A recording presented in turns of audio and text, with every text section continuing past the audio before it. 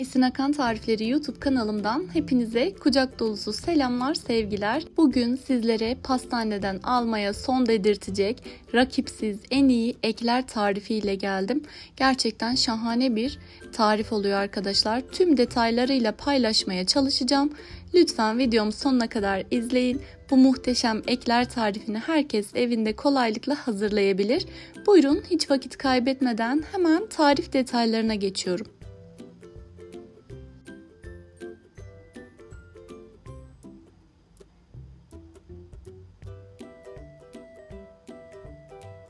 Tarifimize öncelikle kremasını hazırlamakla başlayalım.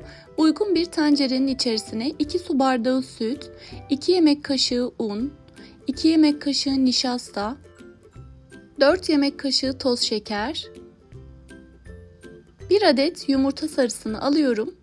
Tel çırpıcıyla malzemelerin tamamını şöyle bir karıştırıyorum.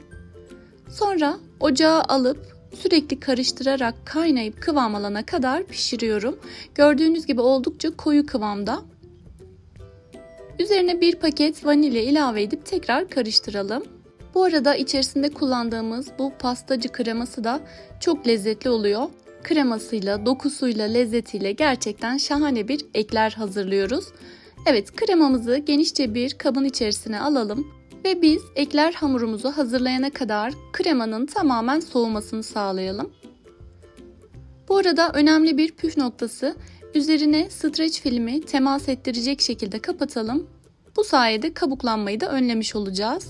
Yaklaşık yarım saat bu şekilde dinlendikten sonra tamamen soğuyacaktır. Soğuduktan sonra kremanın üzerindeki streç filmi alıyorum ve üzerine 1 çay bardağı süt ile çırpmış olduğum krem şantiyi ekliyorum. 1 poşet krem şanti kullandım arkadaşlar. 75 gram krem şantiyi 1 çay bardağı süt ile çırptım ve kremanın üzerine ekledim. Tekrar mikser ile çırparak kremamı tamamlıyorum.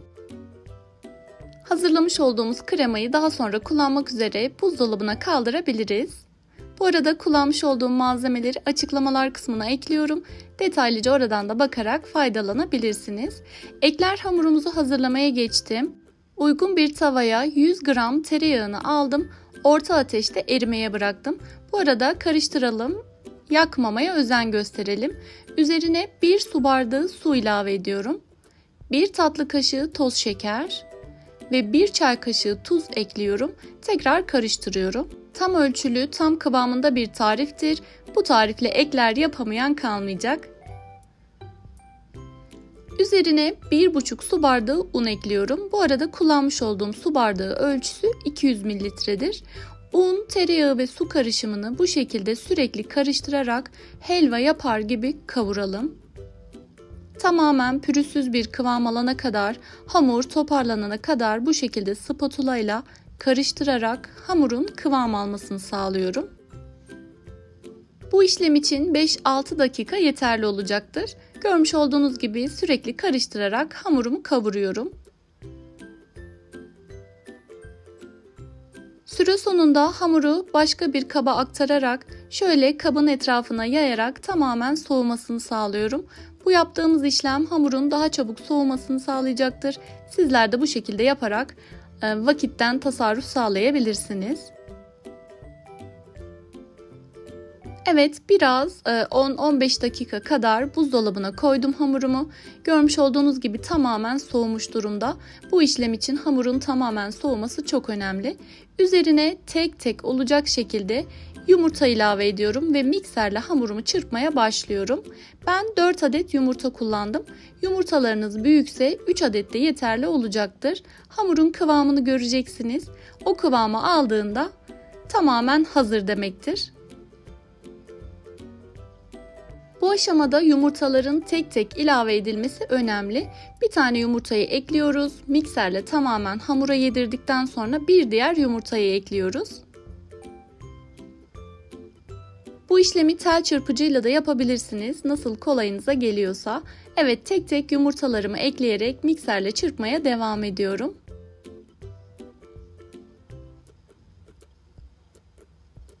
Evet, dördüncü ve son yumurtamı da ilave ettikten sonra tekrar çırpmaya devam ediyorum. Hamurun kıvamı gayet yapışkan, uzayan bir kıvamda olacak. Şimdi sizlere hamurun kıvamını detaylı bir şekilde göstereceğim.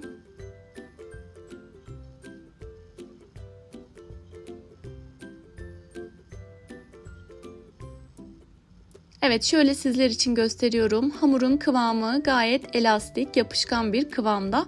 İşte ekler hamurumuz hazır.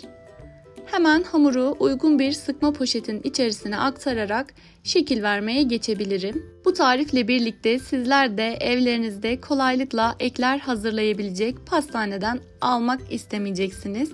Gerçekten tam kıvamında muhteşem bir ekler tarifi oluyor. Hamurumu sıkma poşetin içerisine aldım. Yağlı kağıt serili fırın tepsisine hafif aralıklı olacak şekilde videodaki gibi sıkıyorum. Kıvamını detaylı bir şekilde görebilirsiniz arkadaşlar. Hamurunuz bu kıvamdaysa şahane bir ekler tarifi çıkacak ortaya. Bu tarifte pişirme de çok önemlidir. Hemen sizler için detaylı bir şekilde pişirme yöntemini de söyleyeceğim. Son olarak elimizi hafif ıslatarak bu şekilde sivri kalan kısımlarını parmağımızla düzleştirelim. Elinizi ıslatırsanız bu işlemi kolaylıkla halledeceksiniz. Evet, hamurlarımız hazır. Önceden ısıtılmış 170 derece fırında yaklaşık 40-45 dakika fırının kapağını hiç açmadan hamurlarımızı pişirelim. Görmüş olduğunuz gibi tam olması gereken kıvamda ve yapıdalar. İçleri boş boş bir şekilde hiç sönme olmadan ekler hamurlarımız hazır. 40-45 dakika sonunda üzerleri hafif pembeleştikten sonra eklerlerimizi fırından çıkartalım ve oda sıcaklığında tamamen ılımaya bırakalım. Ilıdıktan sonra bir bıçak yardımıyla hamurlarımızı ikiye bölüyorum ve iç kısımlarının da tamamen soğumasını sağlıyorum. Bu arada üzerinde kullanacağımız çikolatayı da hazırlayalım. 100 gram sütlü ya da bitter çikolatayı benmar usulü erittim. Üzerine 1-2 yemek kaşığı kadar sıvı yağ ilave ettim, karıştırdım. Çikolatam hazır. Şimdi iki lezzeti birleştirme zamanı. Hazırlamış olduğumuz eklerlerimizin içerisine kremadan bolca sıkalım.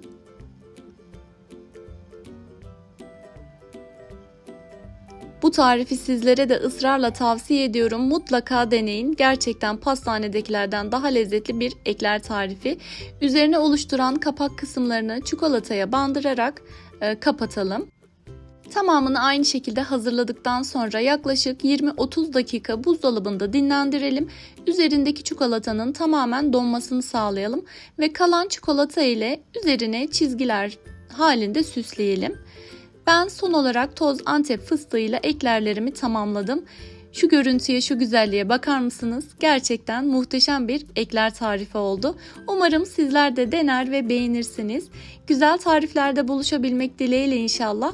Afiyetle kalın, hoşça kalın.